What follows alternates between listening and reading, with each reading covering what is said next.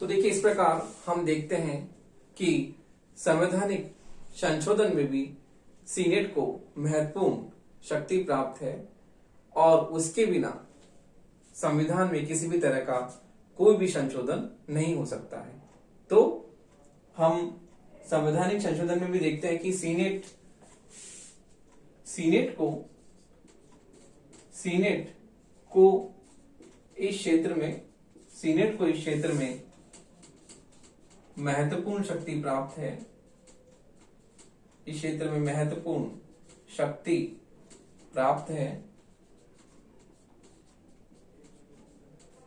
और उसके बिना शक्ति प्राप्त है और उसके बिना संविधान में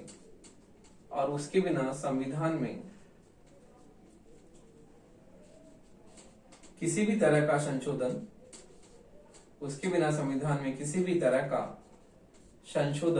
नहीं हो सकता।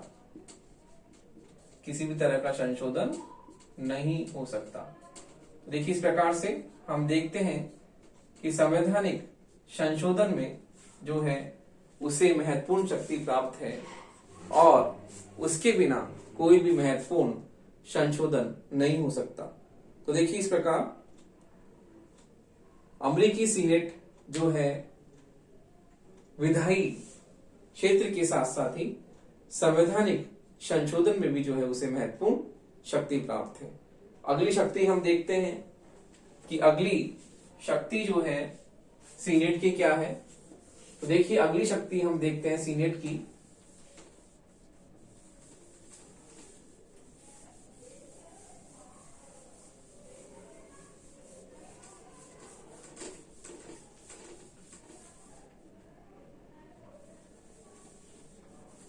तो देखिए, अगली शक्ति जो सीनेट की हम देखते हैं क्या है।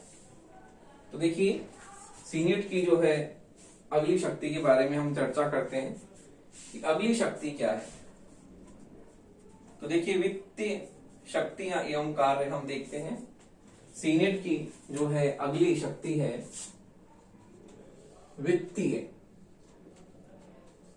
वित्तीय शक्तियां एवं कार्य। वित्तीय शक्तियां एवं कार्य। देखिए, सीनेट को जिस प्रकार से हमने उसे विधायी क्षेत्र में और हमने देखा कि उसे किस प्रकार जो है हमने उसे विधायी के साथ साथ उसे संवैधानिक संशोधन की शक्ति भी उसे हमने दी। तो इसी प्रकार से हम देखते हैं कि वित्तीय क्षेत्र में भी उसे महत्वपूर्ण शक्ति प्राप्त है। वित्तीय क्षेत्र में किस प्रकार से बजट का निर्माण होता है, किस प्रकार बजट बनता है और किस प्रकार हम देखते हैं कि वित्तीय जो भी विधेयक होते हैं उसके बारे में उसे महत्वपूर्ण अधिकार और शक्तियां प्राप्त है। तो हम देखते हैं सभी वित्तीय विधेयक जो है सबसे पहले हम देखते हैं प्रतिनिधि सभा में प्रस्तुत किए जाते हैं और उसके द्वारा पारित होने के बाद सीनेट में भेजे जाते हैं। तो देखिए, वित्तीय जो विधेयक हैं संविधान के अनुसार, अमेरिकी संविधान के अनुसार सभी वित्तीय विधेयक सर्वप्रथम जो है प्रतिनिधि सभा में भेजे जाते हैं और फिर उसके बाद में सीनेट में जो है वो प्रस्तुत किए जाते हैं। तो हम देखते हैं कि संविधान जो है अमेरिकी संविधान, उसके अनुसार सभी वित्तीय विधेयक जो है सर्वप्रथम, तो हम देखते हैं अमेरिकी संविधान के अनुसार, अमेरिकी संविधान के अनुसार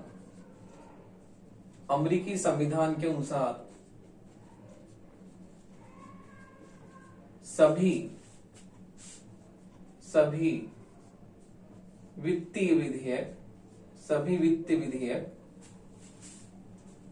वित्तीय विधेयक सर्वप्रथम प्रतिनिधि सभा में सर्वप्रथम प्रतिनिधि सभा में प्रस्तुत किए जाते हैं, प्रतिनिधि सभा में प्रस्तुत किए जाते हैं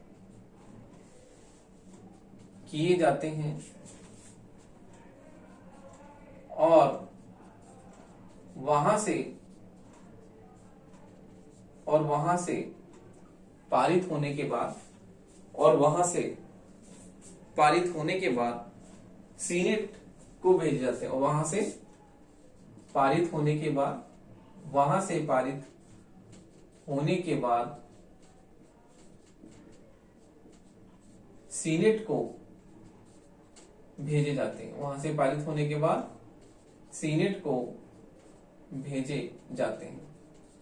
तो इस प्रकार से हम देखते हैं कि अमेरिकी संविधान के अनुसार सभी वित्त विधेयक सबसे पहले प्रतिनिधि सभा में प्रस्तुत किए जाते हैं और प्रतिनिधि सभा में जो है वहां से पारित होने के बाद वो सीनेट को भेजे जाते हैं। तो हम देखते हैं कि इस प्रकार जो है सीनेट को यह अधिकार है कि वह किसी भी वित्त विधेयक में संशोधन कर दे। तो देखिए, वित्त विधेयक में जो है सीनेट की शक्ति हमें महत्वपूर्ण देखने को मिलती है कि सीनेट को यह अधिकार है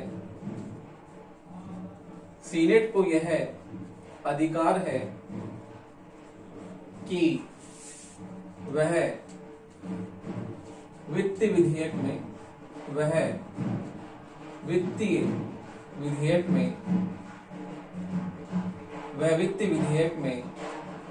संशोधन कर दे।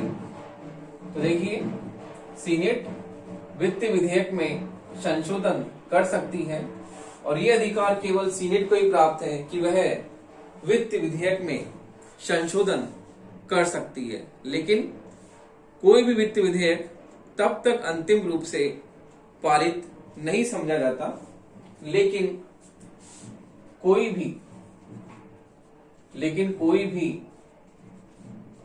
वित्तीय विधेयक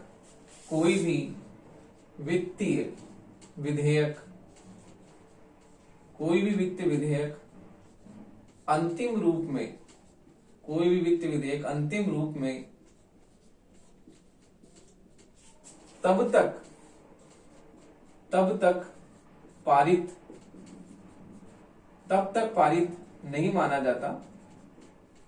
तब तक पारित नहीं माना जाता जब तक कि उस पर दोनों सदन सहमत नहीं हो पाते हैं। पारित नहीं माना जाता जब तक कि उस पर दोनों सदन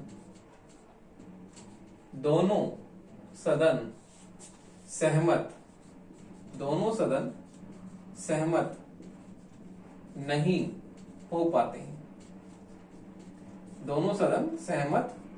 हो पाते हैं।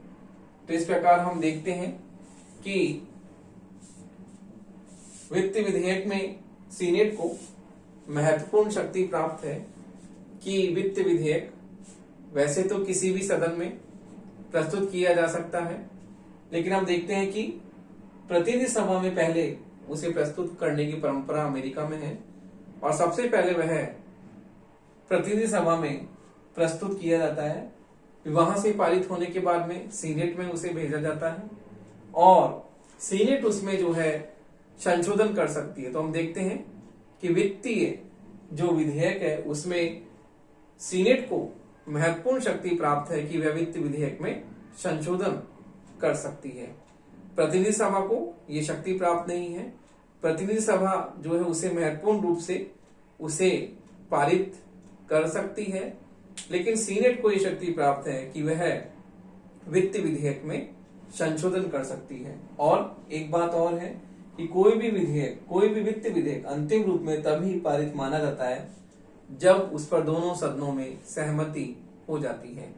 तो कई बार ऐसा होता है, ऐसी स्थिति उत्पन्न हो जाए कि दोनों सदनों में जो है वित्त विधेयक को लेकर कोई गतिरोध उत्पन्न हो जाए, तो उस समय हम देखते हैं कि जो सम्मेलन समिति हमने पहले अभी आपको बताई थी कि सम्मेलन समिति के बारे में बताया था कि दोनों सदनों की संयुक्त रूप से ये समिति होती है, जिसमें दोनों सदनों के जो है सदस्य समान रूप से जो है उसमें होते हैं, समान संख्या में दोनों सदनों के सदस्य संयुक्त रूप से उस सम्मेलन समिति में जो है सदस्य बनते हैं उसके। तो इस प्रकार हम देखते हैं कि यदि दोनों सदनों में वित्त विधेयक को लेकर कोई गतिरोध उत्पन्न हो जाए, दोनों में लेकर कोई भी किसी भी प्रकार का कोई मतभेद की स्थिति उत्पन्न हो जाए, तो उसमें जो है सम्मेलन समिति जो है वो फैसला करती है और सम्मेलन समिति जो होती है उसको ये सौंपा जाता है, और जो व्यवहारिक दृष्टि से सीनेट के लिए लाभपूर्ण है। तो देखिए असहमति की स्थिति में वित्त विधेयक सम्मेलन समिति को सौंपा जाता है, जो कि कांग्रेस के लिए बहुत ही महत्वपूर्ण और लाभप्रद स्थिति है। अगली हम देखते हैं कि वित्त विधेयक के साथ साथ वित्तीय शक्ति के साथ साथ सीनेट को जो है अगली शक्ति कौन सी प्राप्त है। तो देखिए सीनेट को जो है वित्तीय शक्ति और विधायी शक्ति के साथ साथ कार्यपालिका शक्ति जो है उसे प्राप्त है। तो हम देखते हैं कि कार्यपालिका क्षेत्र में उसे क्या शक्तियां दी गई हैं। तो देखिए कार्यपालिका शक्तियां एवं कार्य। तो जिस प्रकार से अमेरिकी सीनेट को वित्तीय क्षेत्र में, विधायी क्षेत्र में शक्तियां प्राप्त हैं, उसी प्रकार से उसे कार्यपालिका क्षेत्र में भी जो है महत्वपूर्ण शक्तियां प्राप्त है। तो देखिए कार्यपालिका शक्ति एवं कार्य में हम देखते हैं सीनेट की कार्यपालिका शक्ति और कार्य क्या है। तो देखिए कार्यपालिका शक्ति जो है हम देखते हैं कि उसकी किस प्रकार से है। तो देखिए सीनेट की कार्यपालिका शक्तियां किस प्रकार है। सीनेट की कार्यपालिका शक्तियां निम्न है। सीनेट की कार्यपालिका शक्तियां निम्न है। पहली हम देखते हैं नियुक्तियों के संदर्भ में। तो देखिए पहली जो है उसकी शक्ति है राष्ट्रपति द्वारा की गई नियुक्तियों के बारे में सीनेट को अनुसमर्थन का अधिकार प्राप्त है। देखिए राष्ट्रपति द्वारा की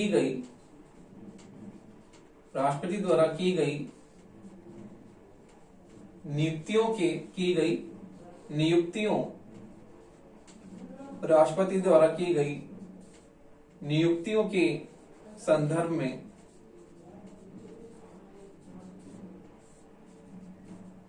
सीनेट को अनुसमर्थन प्राप्त है।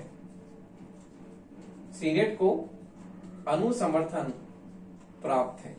तो देखिए हमने पढ़ा था राष्ट्रपति की शक्तियों में कि राष्ट्रपति जो भी नियुक्तियां करता है, जो भी महत्वपूर्ण राजनीतिक नियुक्तियां राष्ट्रपति द्वारा की जाती हैं, उन नियुक्तियों के संदर्भ में जो है सीनेट को अनुसमर्थन का अधिकार प्राप्त है कि वो जो भी नियुक्तियां करता है वो सीनेट द्वारा जो है उसे पारित होनी चाहिए। तो देखिए इस प्रकार हम देखते हैं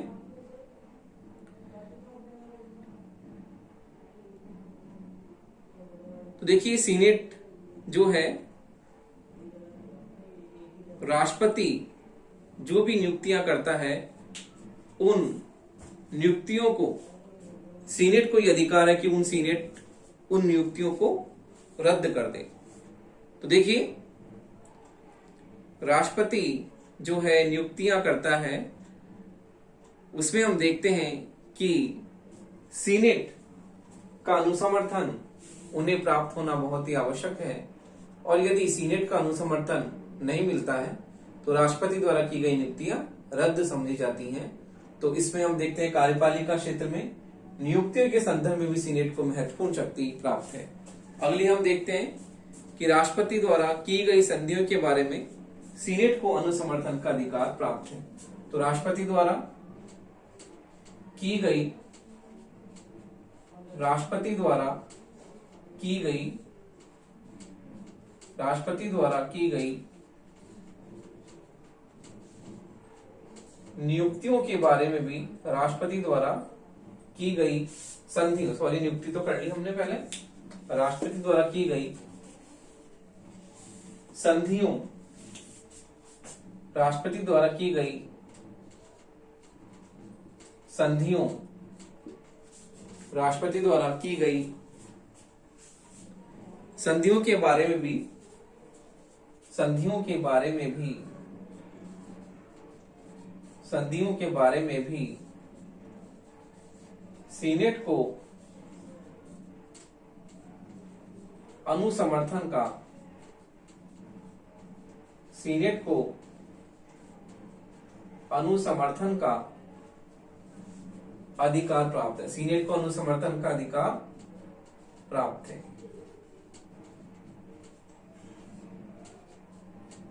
सीनेट को अनुसमर्थन का अधिकार प्राप्त है। तो देखिए राष्ट्रपति द्वारा जो संधियां की जाती है उस पे भी सीनेट का अनुसमर्थन मिलना जरूरी है। यदि किसी संधि पत्र पर सीनेट अपने 2/3 बहुमत से वह जो है अपनी स्वीकृति प्रदान नहीं करती, तो राष्ट्रपति जो भी संधियां समझौते करता है उन संधियां समझौते पर सीनेट का 2/3 बहुमत मिलना बहुत ही महत्वपूर्ण है। और यदि सीनेट अपना 2/3 समर्थन उस संधि समझौते पर नहीं प्रदान करती, उसे स्वीकृति प्रदान नहीं करती, तो वो संधि और समझौता जो है, जो रद्द माना जाता है, उसका कोई महत्व नहीं होता। तो इस प्रकार हम देखते हैं कि राष्ट्रपति द्वारा जिस प्रकार से नियुक्तियों के बारे में भी सीनेट को समर्थन प्राप्त है, 2/3 बहुमत उसे देना होता है, उसी प्रकार से राष्ट्रपति द्वारा की गई संधियों के बारे में सीनेट को 2/3 बहुमत जो है, सीनेट को 2/3 अनुसमर्थन देना होता है। यदि सीनेट उसे अनुसमर्थित नहीं करती, उसे अपना समर्थन नहीं देती, स्वीकृति प्रदान नहीं करती, तो संधि और समझौते अस्वीकृत समझे जाते हैं, रद्द समझे जाते हैं। तो इस प्रकार हम देखते हैं कि कार्यपालिका क्षेत्र में जो है किस प्रकार उसे महत्वपूर्ण शक्ति प्राप्त है। अगला है सीनेट को यह अधिकार है कि प्रशासन के विभिन्न विभागों में, सीनेट को यह अधिकार है,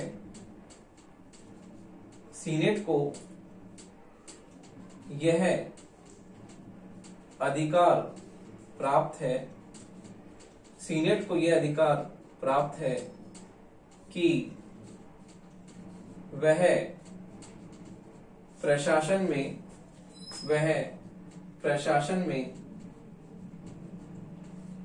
विभिन्न विभागों में, प्रशासन में विभिन्न विभागों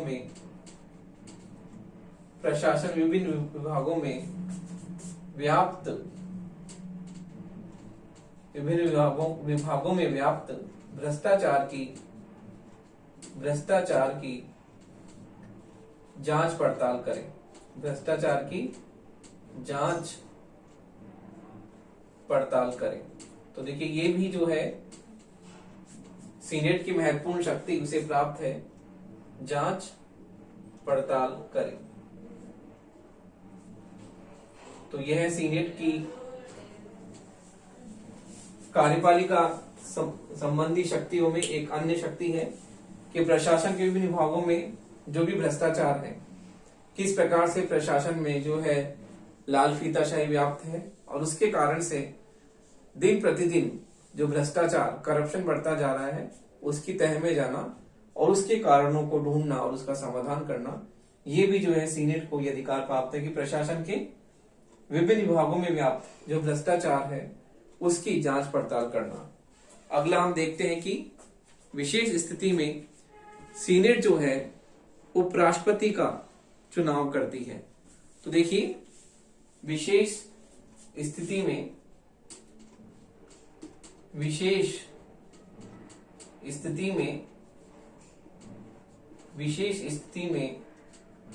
सीनेट उपराष्ट्रपति का चुनाव उपराष्ट्रपति का चुनाव भी करती है। तो हम देखते हैं कि विशेष स्थितियों में जो है सीनेट उपराष्ट्रपति के चुनाव का भी कार्य करती है। देखिए इस प्रकार से कार्यपालिका संबंधी क्षेत्र में उसे बहुत ही महत्वपूर्ण शक्ति प्राप्त है और हम सीनेट की इन शक्तियों के कारण ही उसका महत्व जो है विश्व के अन्य द्वितीय सदनों से बहुत ही अधिक है। तो इस प्रकार हम देखते हैं कि सीनेट की जो शक्तियां और कार्य है कार्यपालिका संबंधी क्षेत्र में कि राष्ट्रपति द्वारा की गई नियुक्तियां, राष्ट्रपति द्वारा की गई संधियों को उसका अनुसमर्थन प्राप्त होना चाहिए। इसी प्रकार से सीनेट प्रशासन विभिन्न विभागों में भी आप भ्रष्टाचार की जांच पड़ताल करती है और विशेष स्थिति में सीनेट जो है उपराष्ट्रपति का चुनाव भी करती है। तो देखिए हम इसकी जिस प्रकार से हमने वित्तीय और कार्यपालिका शक्तियां पढ़ी, उसी प्रकार हम इसकी न्यायिक क्षेत्र में जो इसे शक्तियां प्राप्त हैं उसके बारे में भी चर्चा करते हैं कि जिस प्रकार सीनेट को विधायी, कार्यपालिका और संवैधानिक संशोधन में जो उसे शक्तियां प्राप्त हैं, उसी प्रकार वित्तीय क्षेत्र में भी उसे क्या शक्तियां, न्यायिक क्षेत्र में भी, क्योंकि वित्तीय क्षेत्र की शक्तियां भी हमने पढ़ी हैं, कार्यपालिका की शक्तियां भी पढ़ी हैं और विधायी शक्तियां भी हमने पढ़ी हैं, संवैधानिक संशोधन शक्ति भी सीनेट की पढ़ी है और अगली हम देखते हैं कि सीनेट की जो है न्यायिक क्षेत्र में उसे क्या शक्तियां और कार्य प्राप्त हैं। तो देखिए अगला पॉइंट है सीनेट की, अगला पॉइंट है सीनेट की न्यायिक शक्तियां, सीनेट की न्यायिक शक्तियां, न्यायिक शक्तियां एवं कार्य। सीनेट की न्यायिक शक्तियां एवं कार्य क्या है उसके बारे में हम देखते हैं कि जब प्रतिनिधि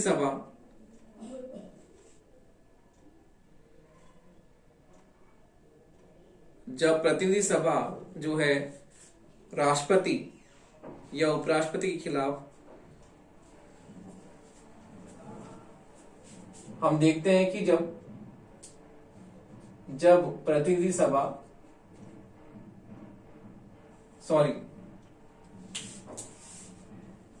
इसमें हम देखते हैं कि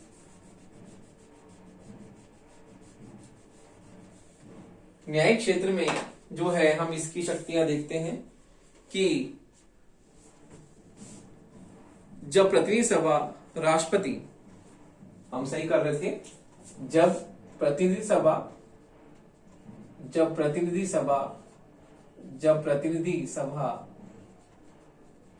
राष्ट्रपति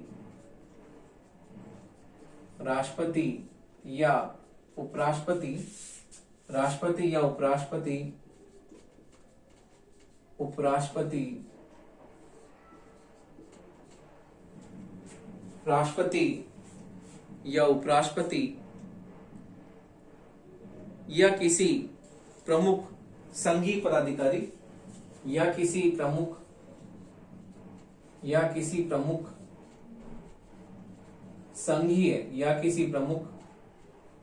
संघीय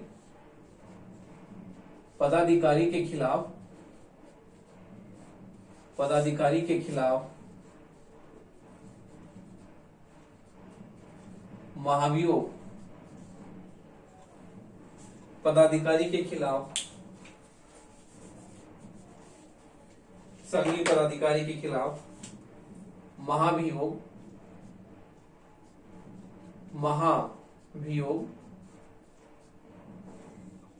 पदाधिकारी के खिलाफ महाभियोग का प्रस्ताव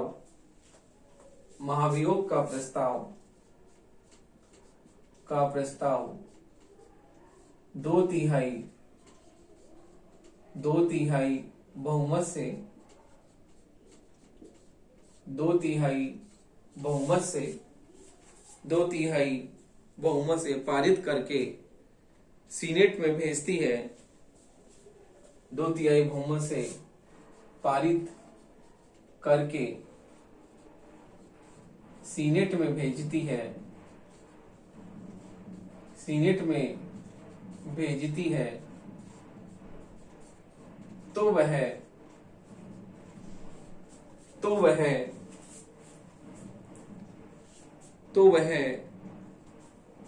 महाभियोग के न्यायालय के रूप में, तो वह महाभियोग के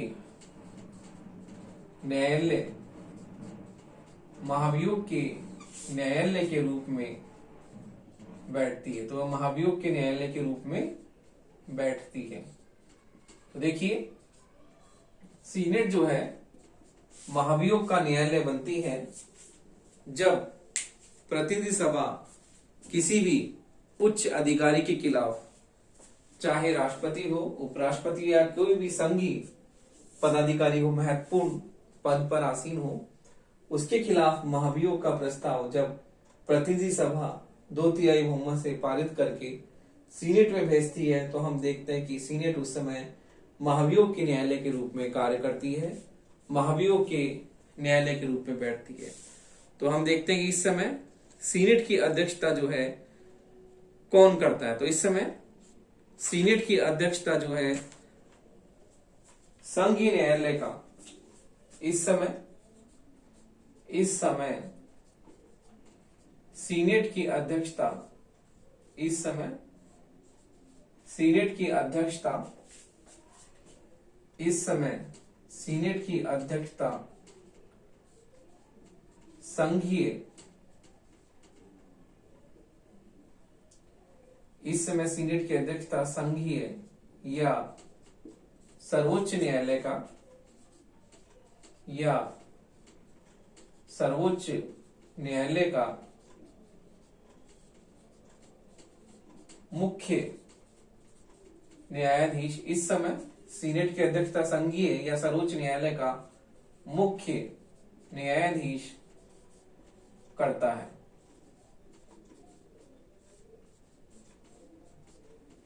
संघीय या सर्वोच्च न्यायालय का मुख्य न्यायाधीश करता है। तो यदि सीनेट के सदस्य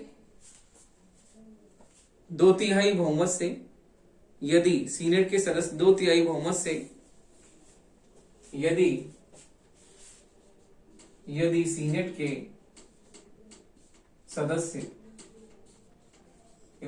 के सदस्य 2/3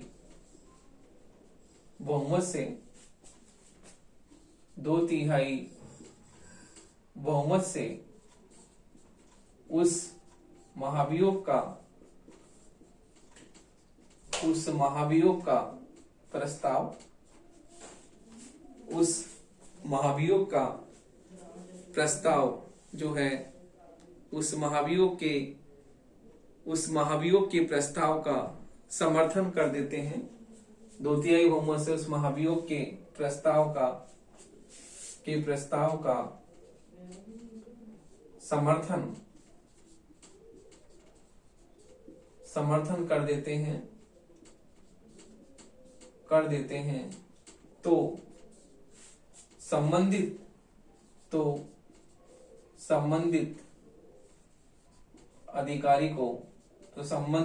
अधिकारी को उसी समय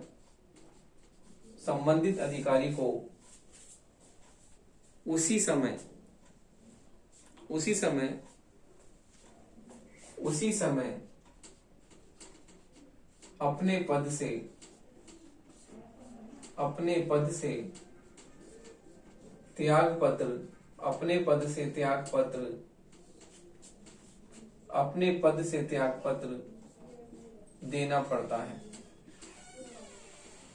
तो देखिए, संबंधित अधिकारी को उसी समय अपने पद से त्यागपत्र देना पड़ता है। तो हम देखते हैं कि सीनेट जो है महाभियोग के न्यायालय के रूप में बैठती है जब प्रतिनिधि सभा राष्ट्रपति या उपराष्ट्रपति या किसी संघीय पदाधिकारी, सर्वोच्च पदाधिकारी के खिलाफ महाभियोग का प्रस्ताव 2/3 बहुमत से पारित करती है, तो सीनेट में भेजती है, तो वह महाभियोग के न्यायालय के रूप में बैठती है। सीनेट उस समय महाभियोग का न्यायालय के रूप में कार्य करती है।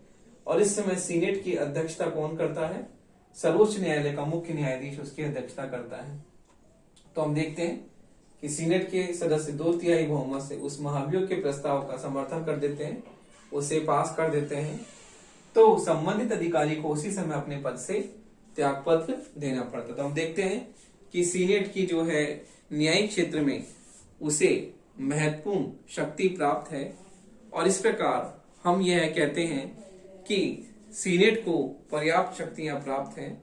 और सिद्धांत की दृष्टि से हम देखते हैं कि सीनेट जो है कांग्रेस का द्वितीय सदन है, लेकिन शक्ति एवं प्रभाव की दृष्टि से प्रतिनिधि सभा से वह आगे का सदन है, क्योंकि प्रतिनिधि सभा को इतनी शक्तियां प्राप्त नहीं है जितनी की सीनेट को। तो निष्कर्षतः हम ये कह सकते हैं कि जो प्रतिनिधि सभा की तुलना में सीनेट को महत्वपूर्ण शक्तियां और अधिकार प्राप्त हैं।